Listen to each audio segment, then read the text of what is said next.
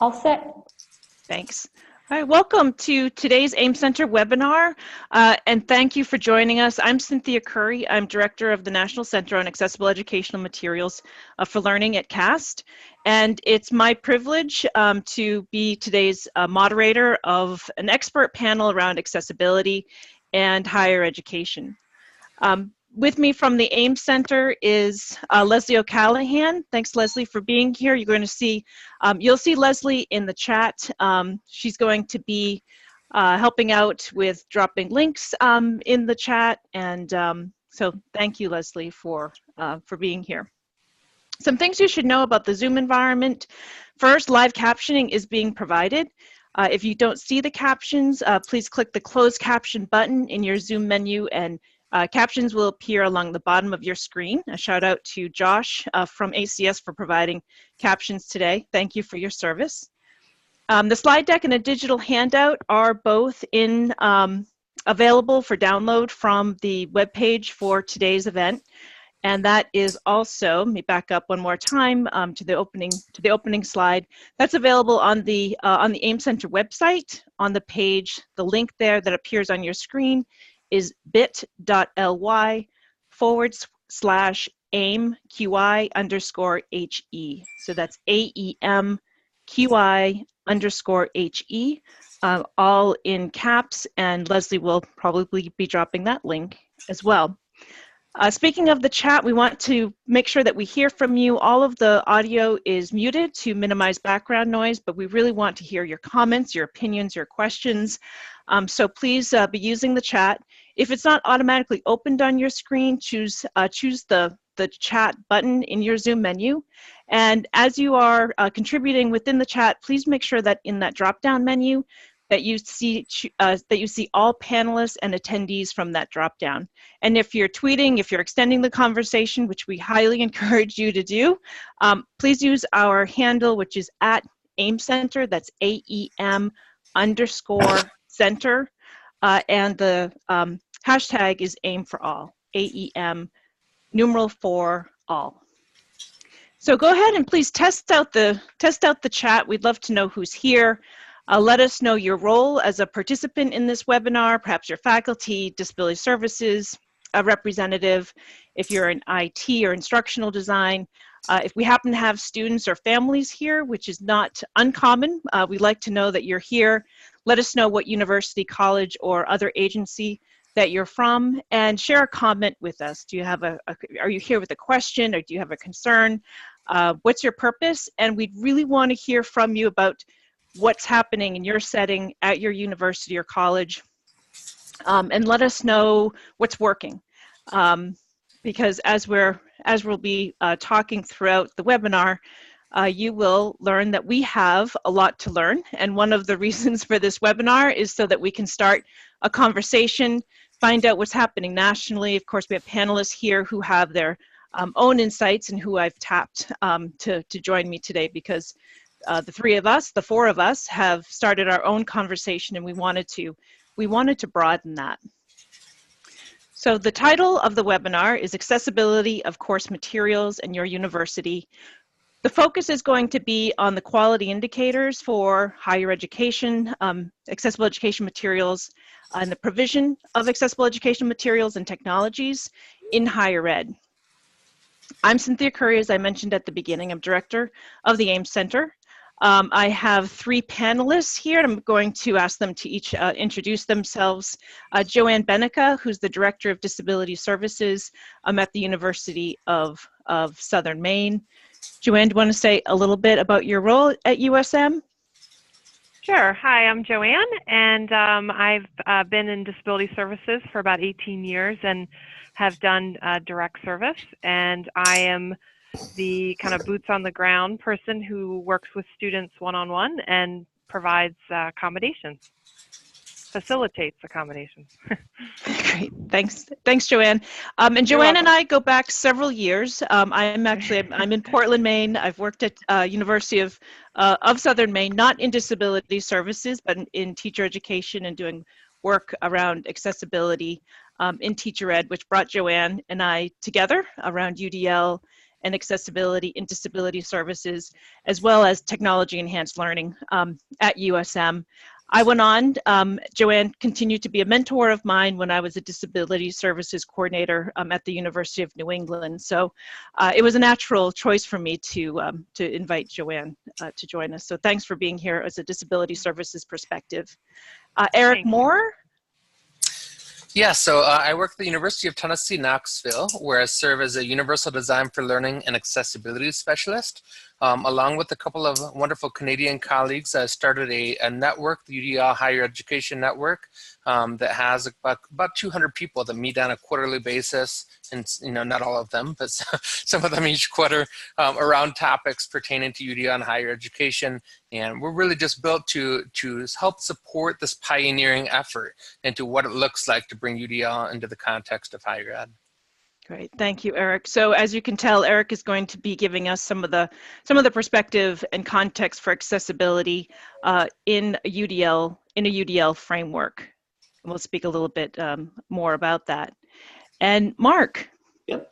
Hi, everyone. My name is Mark Nichols. I have the pleasure of working at Virginia Tech as a Universal Design and Accessible Technologies Senior Director. I'm the newbie to higher ed. I've spent 15 years in the K-12 space with UDL and assistive technology work, and made the transition about a year and a half ago to Virginia Tech, where our primary role is looking at universal design and accessibility across campus, with a primary focus on emphasis on teaching and learning and working with faculty and staff. But also we have sub responsibilities for direct front-facing services with some students in the production of some accessible educational materials and providing access to some other resources here on campus. So we work very closely with our disability services offices. Great, thanks, Mark. And my connection with Mark is that he is on the advisory board for the AIM Center. A little bit about the AIM Center. We are federally funded through the U.S. Department of Education, the Office of Special Education Programs, as a technical assistance center. We're located at CAST, and if you're familiar with CAST, you know that CAST is are the pioneers of universal design for learning in that framework.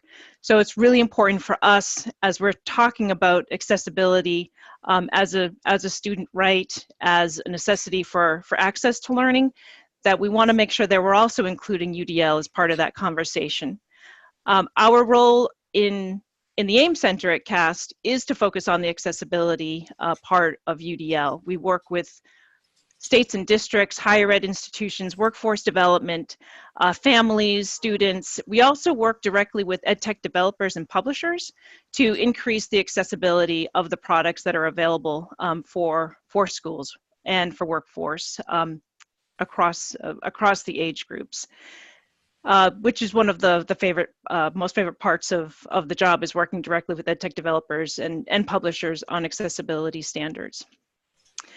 Looking at what we mean by definition for accessibility or accessible, in order to make sure that everybody is here in the webinar coming from a somewhat shared perspective, wanted to define accessibility from our standpoint, and then what makes materials or technologies accessible. There are three common meanings of accessible that we come across at the AIM Center in our technical assistance, and we often find that when we're in conversations with people, whether we're reaching out to provide technical assistance or people come to us, sometimes we're not talking about the same thing. We found that there are three different ways that people use the term accessible. One is that they are really meaning available, that the materials are free, that they're open. So we come across the term accessible a lot in conversations around open education resources, and that causes great confusion. Or a lot of people refer to accessibility as something that's easy to locate. It's accessible on our website. So it's really important that we're all here understanding that it's important for materials to be available through they're easy to locate, that they're free, that they're open. There are a lot of advantages to that. Sometimes we're talking about equity of access or accessibility for all students. Those two terms come from the State Education Technology Directors Association document called Navigating the Digital Shift. At the AIM Center, we like to refer to this document because CETA, the State Education Technology Directors Association, makes the distinction when it comes to that term access. When they refer to equity of access around digital materials, they're referring to access to devices and consistent high-speed broadband that's essential for digital instructional materials implementation. They refer to accessibility for all students as meaning providing accessibility for all students that must be considered when acquiring, developing, and implementing digital instructional materials. So here today in this webinar, and the AIM Center's technical assistance really focuses on that third bullet, accessibility for all students, particularly students with disabilities who have access needs that are due to sensory, physical, cognitive, emotional. We know that there's a wide range of disabilities that can interfere with students accessing materials and technologies when design for various access methods aren't considered. So that's what we're focusing on in today's webinar. Another way to define accessibility is from the US Department of Education. This definition came from a joint letter between the US Department of Ed and the Department of Justice in 2010. You may recall the electronic book reader suit that was brought and caused a Dear Colleague letter to go out to all US college presidents. And the definition of accessible that was in that letter is that accessibility is when a person with a disability can acquire the same information, engage in the same interactions, and enjoy the same services in an equally effective, equally integrated manner, and with substantially equivalent ease of use as a person without a disability. So although this is this definition comes from from sort of the litigious side or the federal monitoring side of accessibility, it does provide a bar when it comes to determining whether something is accessible. It's really determined by the user. And when you're thinking about is something accessible, that equally effective, equally integrated manner with substantially equivalent ease of use, those phrases are good guides.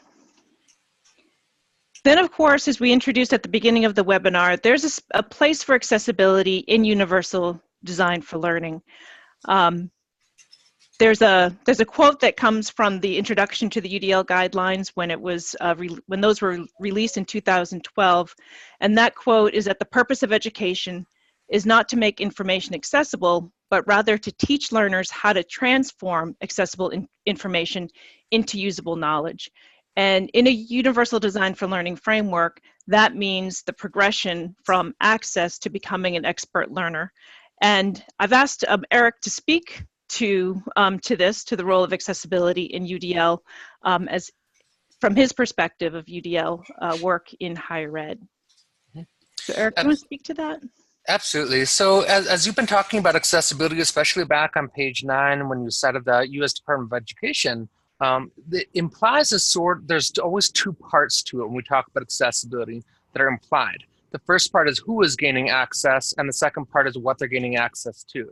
So in the definition of accessibility from the U.S. Department of Education, it started with people with disabilities as the people who are gaining access, and then it provided 3 things that they're gaining access to: the information, the interactions, and the services. And that's always implicit.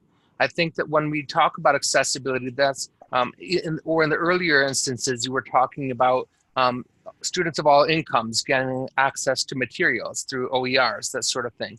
So a lot of the confusion, I think, is because it's implicit on both ends of that, who is gaining access to what, and it can mean different things to different people.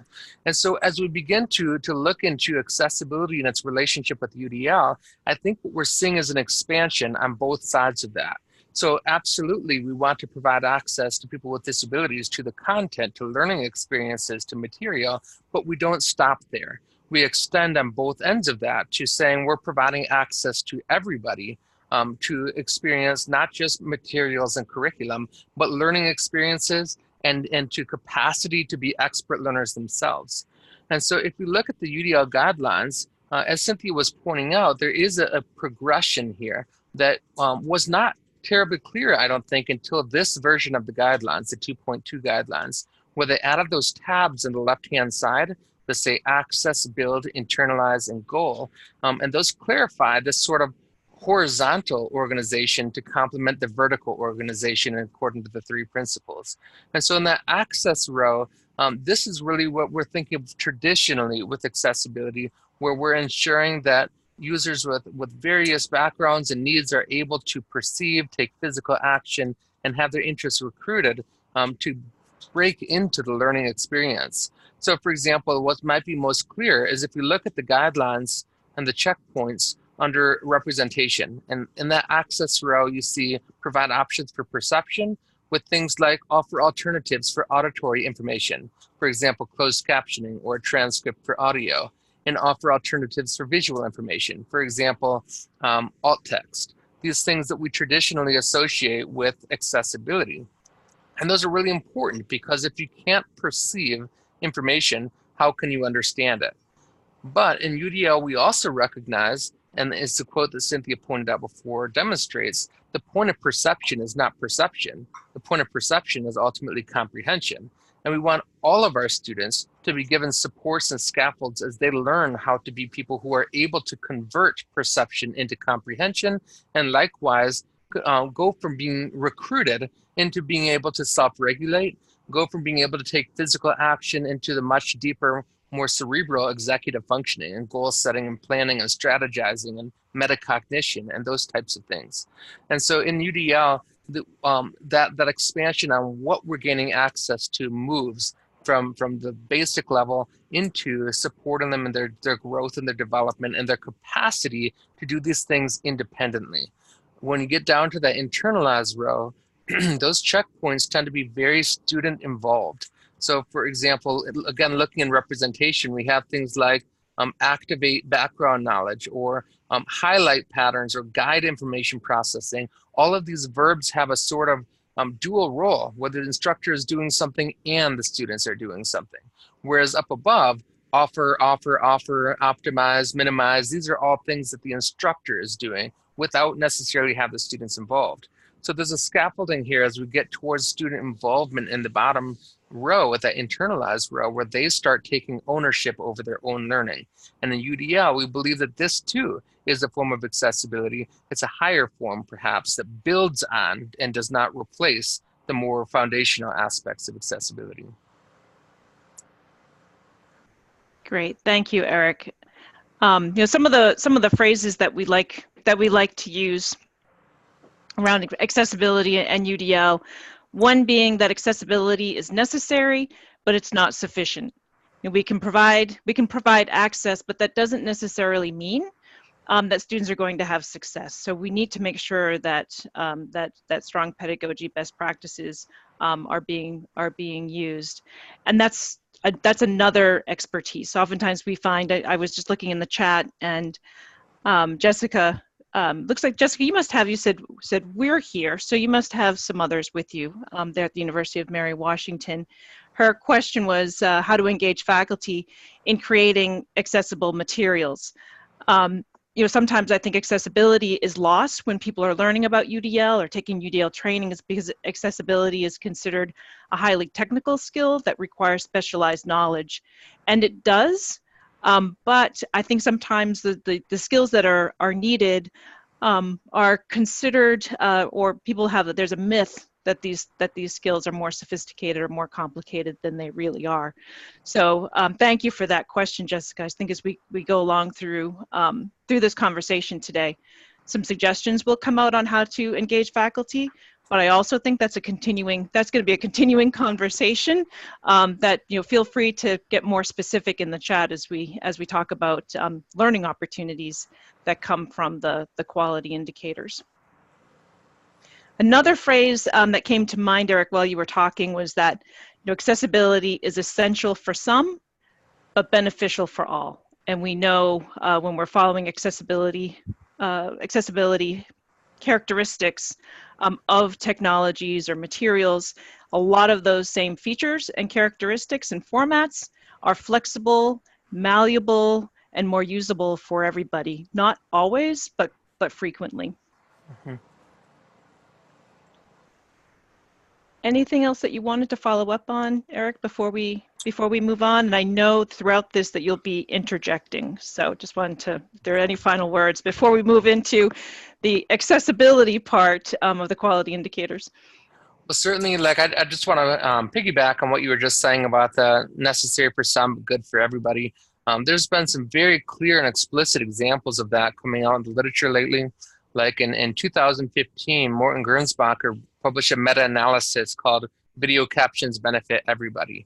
And what she was reporting on is that where traditionally we have kind of had this perception that video captions are for the deaf and hard of hearing, what we're finding is that they have substantial benefits in terms of attention, retention, and comprehension for everybody, including children, adults, college students, etc.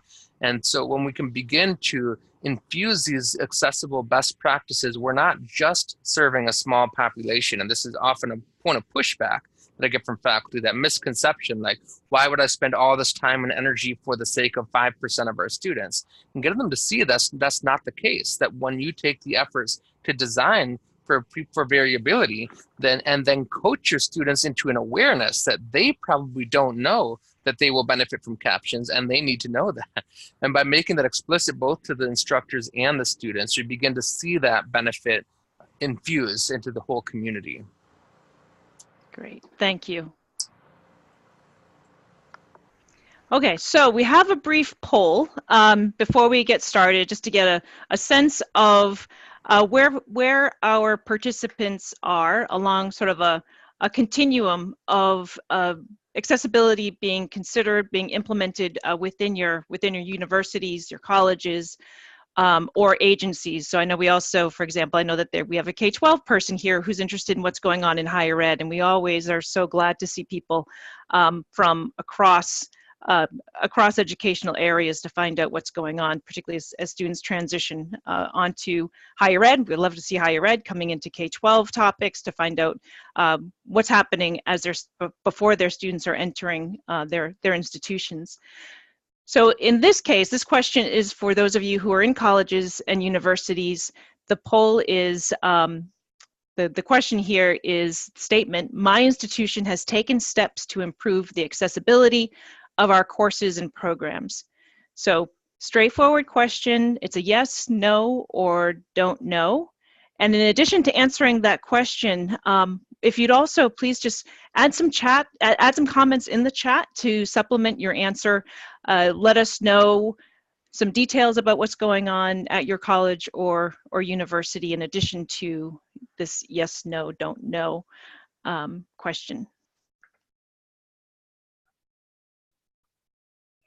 And Leslie, I think you can go ahead and show the results as they're coming in.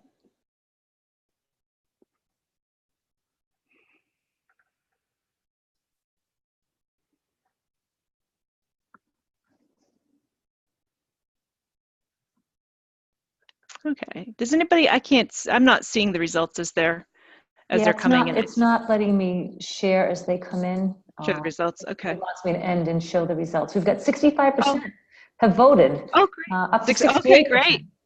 Yeah. So give it a few more seconds. You know what? In 5 seconds, it'll have been open for 2 minutes, and then we can close it and share, I guess.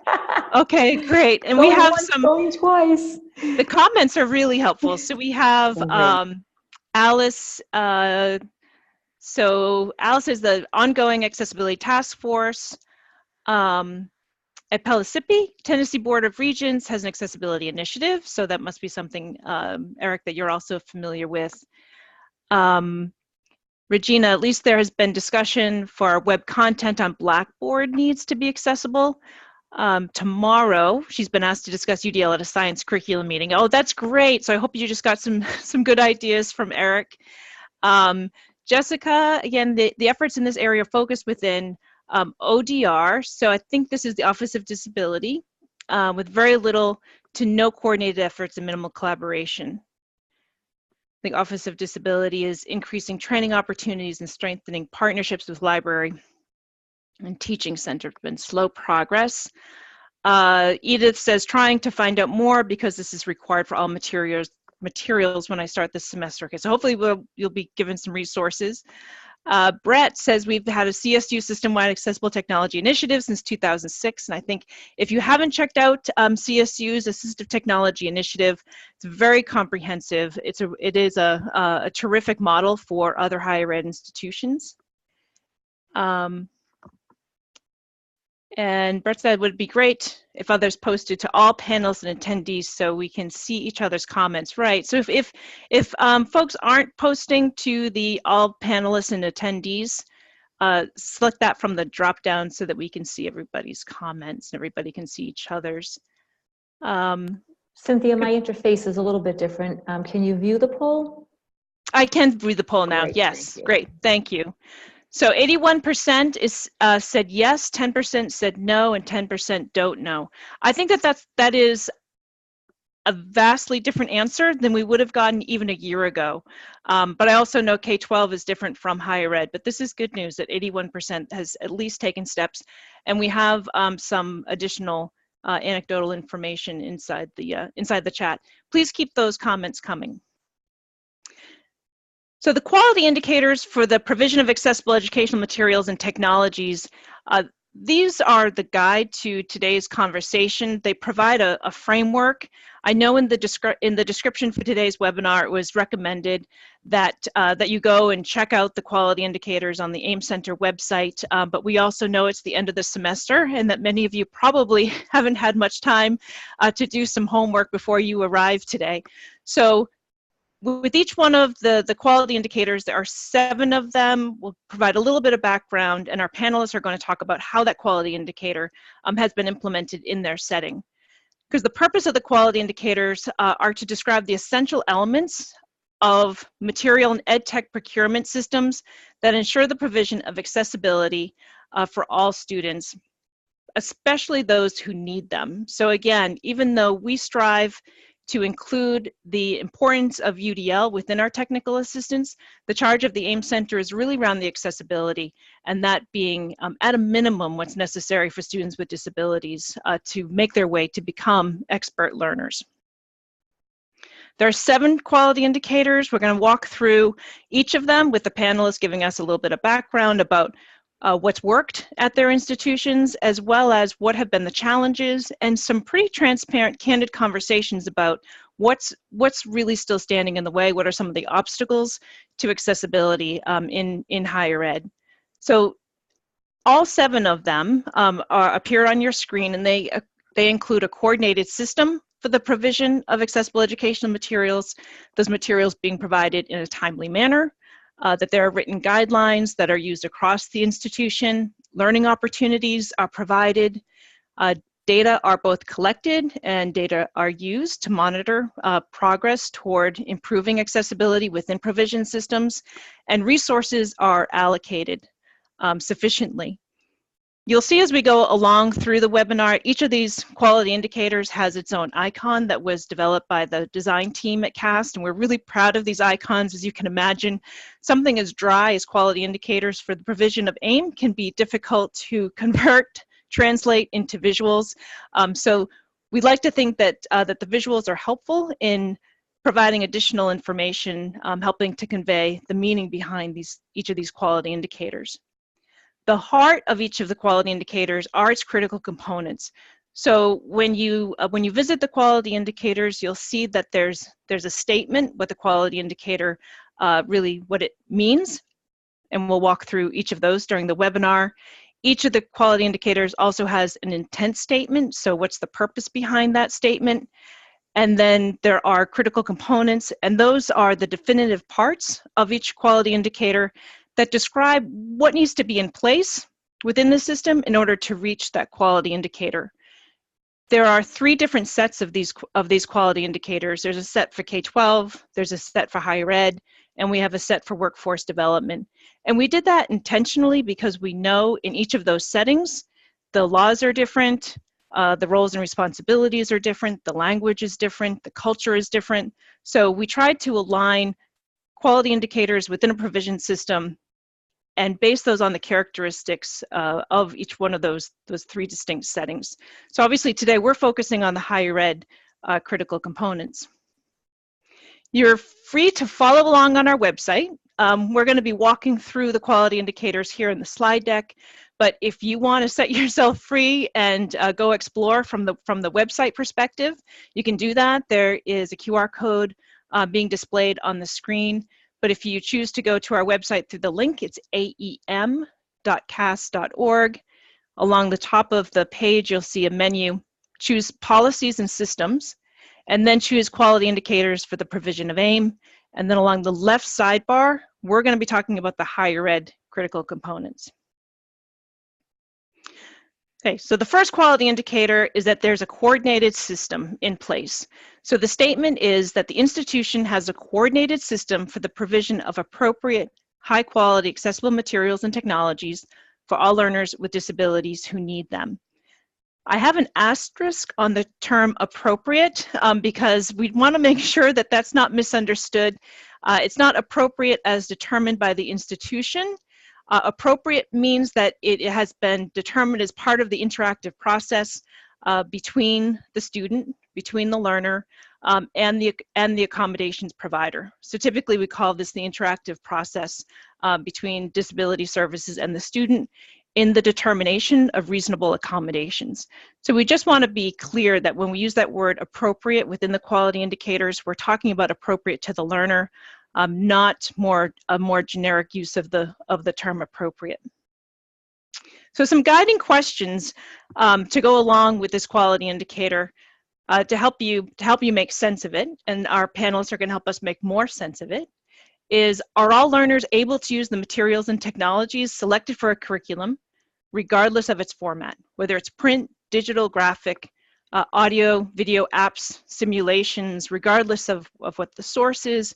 Can all learners use these materials and technologies that have been selected?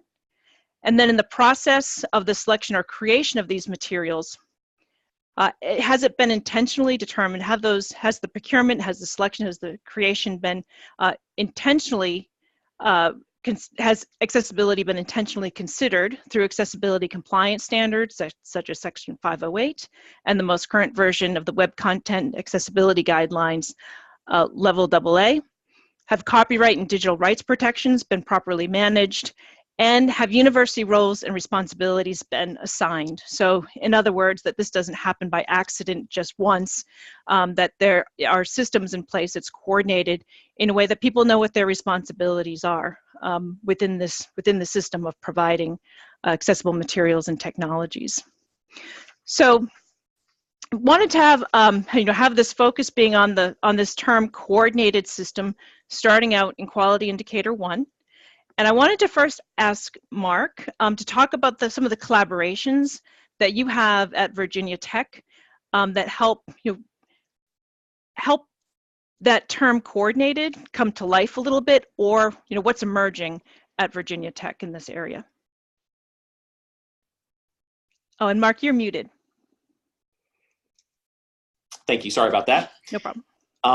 We've done a variety of different work in both the teaching and learning space and the accessibility space here at Virginia Tech. And just to toss out one example of an accessibility win in my book is that we worked closely with our university relations team, who is responsible for the brand, the theme here at Virginia Tech, and the template, which is the content management system that we're using, Ensemble, and building an accessible template.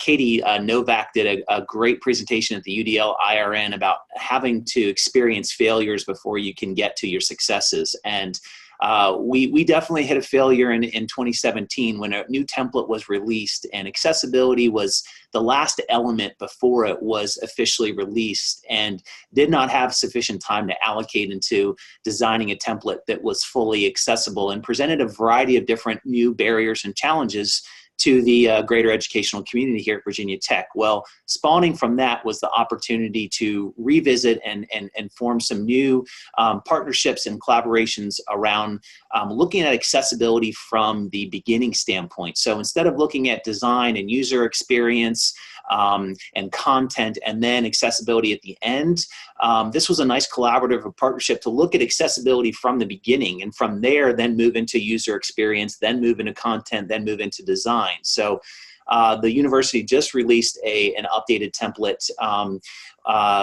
back in the fall, which was light years in comparison to the previous template as far as aligning with 508 compliance with some of those WCAG accessibility standards, and really considered accessibility now by this team, by this design team and university relations, as one of the top 5 elements moving forward in creating accessible content. This is the platform for which additional content will be created by faculty and other stakeholders across campus and placed on public front-facing websites. So this was really crucial to get this element done correctly and in alignment with what we wanted to see as far as scoping accessibility and developing that foundation in order for the additional content to be added in an accessible manner. So that was a really big accessibility victory here that we experienced.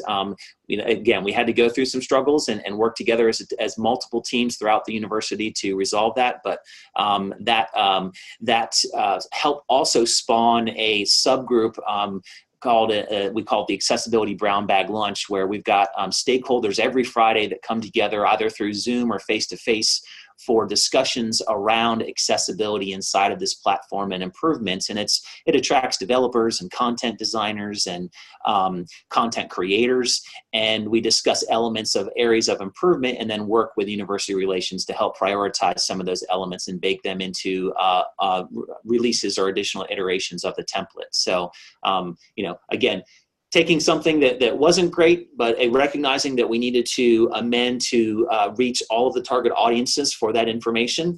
And we've, I would say it's a good success story of a complete 180.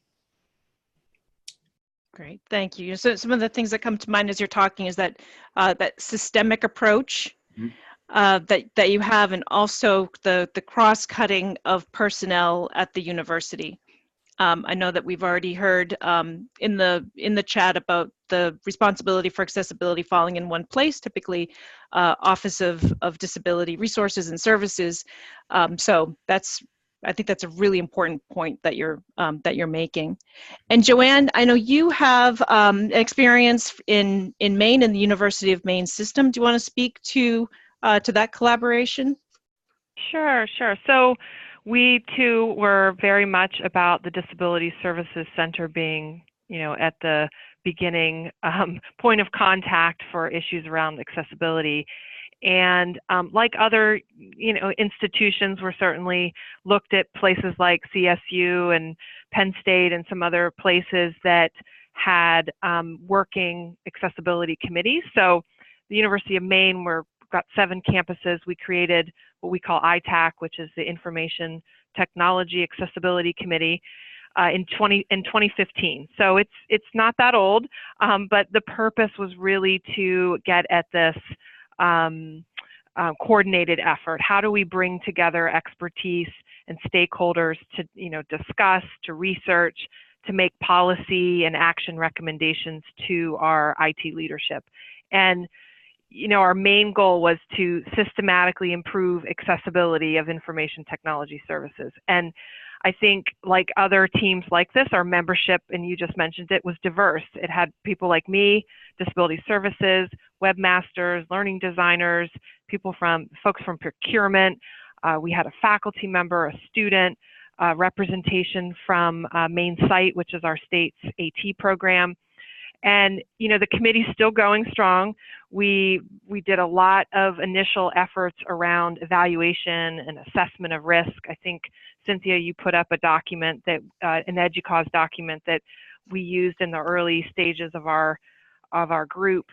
We reviewed our current accessibility technology practices, and ultimately it landed in the same place as other institutions that have done this, which was a system-wide policy on accessible technology. And the reality is we still have a lot of work to do, but the committee is really focused now on not just the dissemination of this policy, but the awareness training behind it. And, a participant asked about, engaging faculty, and it made me think about some of our work, like how do we get to faculty to, of course, explain the policy and how it, how it impacts, everybody on campus. But how do we provide that training so that faculty and others are aware and can start making changes to their curriculum and to their processes? Great, thank you for that. I think across those two examples, we really did see the importance of a systemic approach with a diverse audience, a wide representation from the university. So Virginia Tech is one example, and of course, Joanne's example is from a state system, so from a University of Maine system, not just one campus. And I know the California State University, Brett Christie, I know that you have an example of that as well, just the importance that it can't just be on one department. And I think we also heard here in this example, templates, style sheets came up. These have style sheets in the chat, policies. So these things that everybody can follow is so important. So quality indicator 2, we're moving on to timely manner, because of course we can provide these accessible materials and technologies to students who need them, but if they're not provided in a timely manner, and by that we mean at the same time as other students receive their materials and technologies. So if a student needs an alternative format of a textbook, they receive that alternative format on the first day of class along with their peers, or if an assignment is given 3 weeks into the semester, the student's provided with that text assignment in the format that they need at the same time as their peers. So no matter what the material or technology, remember it's that definition of equally effective, equally integrated, and sufficiently, the equivalence and ease of use is so important. So that's what we mean by timely manner here. And again, you'll see the word appropriate, and we're again talking about the interactive process between the student and the accommodations provider to make sure that it's a reasonable accommodation, it's appropriate to that learner.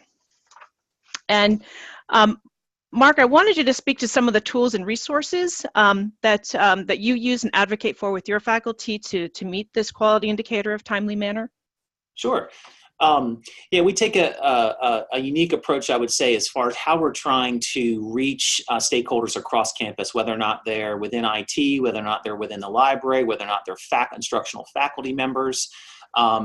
One of the things that we've sort of latched onto is the idea of unpacking the web content accessibility guidelines, making them understandable and consumable and relatable to faculty in the production of accessible content. So we fall underneath of the UDL umbrella with this, and we've developed a series of campaigns called the CALM campaigns, Choose Accessible Learning Materials. And last year we had 2 specific focuses. One was on captioning, leveraging our ASR captioning tool that we have for any video content used inside of our LMS, and contrast. And then everybody is, generally speaking, has some level of responsibility for creating content, whether or not it's a presentation, a document, a web page, whatever that is, trying to unpack these WCAG standards, make them easily consumable. And so through this campaign, we've had very targeted outreach to students, to faculty, to stakeholders. We have stickers and posters and flyers and supporting web pages and workshops that we do to kind of unpack this in a way for people to read and review this information and go, oh yeah, you know what, I can do that. Because so many times we have conversations with folks about creating accessible content and they get lost in the minutia of how to create the content or the tool sets that are provided that are needed to do that. So the CALM campaign has been one we've found to be very successful as far as the qualitative feedback that we've received, the amount of, the amount of senior directors and administration here within the university that have placed those stickers on their laptops when I'm in meetings with them to help spark some of that conversation It's been something that a lot of people can connect to. And so we build from there each year, adding additional campaigns. This year we have a Describe Images campaign that we're about ready to launch next week on Global Accessibility Awareness Day. So we have training and resources available. Then we have specific tools. And we looked at our environments in which content was being created and where were some of the pain points across the university for both students and faculty. And so we looked at where we had holes and where those pain points were and what tool sets or what resources did we need to bring to close those gaps so that we were helping faculty and students to engage with content successfully, whether or not it was accessible or not. And so we've leveraged tools from everything from read and write, product by text help that students can convert content into alternative formats or convert inaccessible content to accessible formats. And we've got tools available that faculty can use as well as students, such as Grackle Docs for creating accessible content in the Google Suite environment and exporting that out as accessible PDF files. We've looked at Equatio, which is another tool for accessible math and science. And that's something that we're getting ready to deploy here most likely in August or September of this year. So we enlisted stakeholders and students to identify, okay, where are the pain points, where are the struggles, and how can we as an entity that's helping to support teaching and learning across campus, how can we bring the tools and the resources together to make it manageable, to make it digestible so that accessibility and accessible content creation doesn't become this giant, overwhelming obstacle that people that sometimes view it as, but more as a digestible elements that they can latch onto something, they can build success, and then they can move on to the next thing, and we can help facilitate that migration. Mark, there's a question for you that came up in the chat about what are you providing to students who are blind besides screen reading, and you all have a Braille and large print service right on campus, correct? We do, yes. Within my shop, we have a small inclusive media division, if you will, that based on students that we collaborate with through the Disability Services Office when they need alternative formats of books, either in Braille or large print. Primarily in Braille has been where our primary services have been for that level. We're helping with the creation and production of grade 1, grade 2, Nemeth, Braille, and we have a collaborative process through our ticketing system. We leverage ServiceNow, and so stakeholders reach out to us, students can even reach out to us, and we work in sort of a first come, first served basis of providing that content. Hopefully in a timely manner, depending on when we are notified of the need and the quantity of the instructional materials needed for conversion. Yeah, and it goes back to that coordinated system. Everybody doing their part to make sure that that timely manner happens. And we've seen a lot of comments come up in the chat about things that thwart that process, and a lot of it has to do with human error, human misunderstanding, or lack of coordination across the human infrastructure in higher ed. Joanne, do you want to speak to some of the tools that your office uses at USM and Disability Services to help ensure timely manner? Sure. Your top 2 recommendations for disability services? I mean, we, like many, use Bookshare, access text. We go, we have a kind of a publisher list that we rely on frequently. Obviously, if we cannot find it, or if the publisher can't provide it, we will, chop and scan a book. We use Abby to OCR scan book.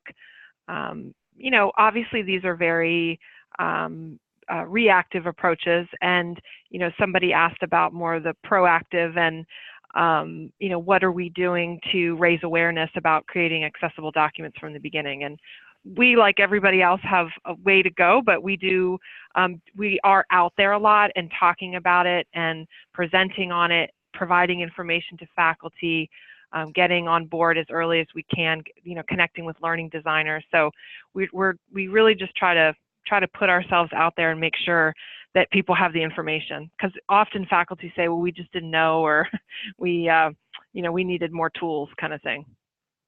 Great, thank you. This goes to, in the chat, this concept has come up. Joanne and Mark have both spoken to this. I know Eric has been speaking to this within the chat On the screen, there are some guiding questions for quality indicator 2. That third bullet has implications for our next quality indicator.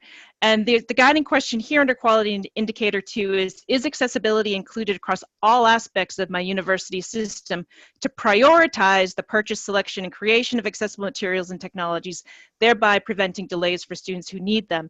And of course, that has to do with the procurement, as well as the learning opportunities for faculty around creating accessible materials, but also part of the procurement and knowing how to communicate knowledgeably with vendors and publishers around are your materials accessible, and how do we know? How do we check it? So that is under written guidelines, quality indicator 3. What goes into a procurement policy around the guidelines? Because we know that many, if not all, universities and colleges at this point have some accessibility policies in place, but the implementation of those policies really needs to happen through guidelines, through instructions that are provided at each level along the pathway to the student who's receiving the material or the technology. So the statement here is that the institution develops and implements written guidelines related to effective and efficient acquisition, provision, and use of accessible materials and technologies. So there are some guiding questions here. And Mark, I wanted you to speak to some of the, I know we obviously have talked about, the four of us have talked about this quality indicator and the complexities around it. But can you speak to some of the things underway at Virginia Tech around guidelines? Sure. I'll just start off by prefacing we certainly aren't leading the industry in this route. I know that there are many other colleges and universities that have a very robust procurement system, and we've reached out to many of those and have learned how to make that environment successful in our space here at Virginia Tech. One of the avenues that we pursued was, since I'm within the division of IT, for IT acquisitions, as far as looking at RFPs, that we've added accessibility language to the RFPs. That was a fairly simple process. The issue, though, is that our university doesn't have many RFPs. There's many other different modes of acquisition and purchasing, and so we're trying to address each one of those individually with different stakeholders across campus. One of the things that we're currently trying to make some ground on is looking at the HECVAT from the security team. There's a lot of parallels between IT security and accessibility, and so rather than trying to set up a separate process for accessibility, we're hoping to be able to integrate into the HECVAT, which is the Higher Education Cloud Vendor Assessment Tool, that generally your security teams are asking from vendors to complete to identify the impact of security holes or elements that need to be addressed prior to procurement. So we're hoping to embed accessibility questions, accessibility conformance reports like the VPAT, general accessibility guidance regarding where a vendor is, the roadmap is for accessibility, their timeline for addressing issues in their products. If we can embed that within the HECVAT, then it becomes one resource that's acquired by the university rather than having multiple resources and multiple teams trying to fill into our current process for how acquisitions works and going through FERPA review and legal review and security review and not having to tag on an accessibility review at this point in time based on the quantity of individuals we have on campus here to be able to do that level of work. So we're trying to build some capacity there with the HECVAT. We're definitely making some grounds on that. And I know EDUCAUSE has been very instrumental in developing. There's a team at EDUCAUSE that's been instrumental in developing that HECVAT, and so that organizations can adopt that and use that for security purposes. So we're trying to repurpose it not only for security, but also for accessibility. Great, thank you. And along with the quality indicators and critical components that the AIM Center provides, we also have sample language that can be picked up and used as is or adapted for RFPs, for contracts. We actually are in the process of enhancing that and advancing it to be something that's a little bit more robust than what we currently use. So we're developing language that includes both the requirements, so the minimum requirements that universities would want publishers and vendors to meet as part of the procurement process, as well as some guidance. So to help you, what does this look like? Some educative teachable pieces along with what those requirements mean. helpful to both the institution as well as publishers and vendors around what does accessibility mean. A VPAT, for example, I see Brett just dropped the VPAT, the Voluntary Product Accessibility Template, into the chat because there's a role for the VPAT, but what is the most appropriate role and how does the VPAT get interpreted, for example? That's the type of guidance. On our website, you will see a page called Understanding the VPAT, and it walks users, so the agency, whether it's K-12, higher ed, workforce, how do you interpret a VPAT? Because we know it can be pretty complicated, but what do the different parts mean and what should you be looking for in a high quality VPAT? So understanding the VPAT on the AIM Center website. So I know our live captioner, Josh, has asked for it. This is going to end in 10 minutes. So I'm just going to jump ahead to kind of walk through these quality indicators. And then I'm going to stop at a couple of them and ask for specific examples from our panelists. But I know we're running a little short on time to go through all of them.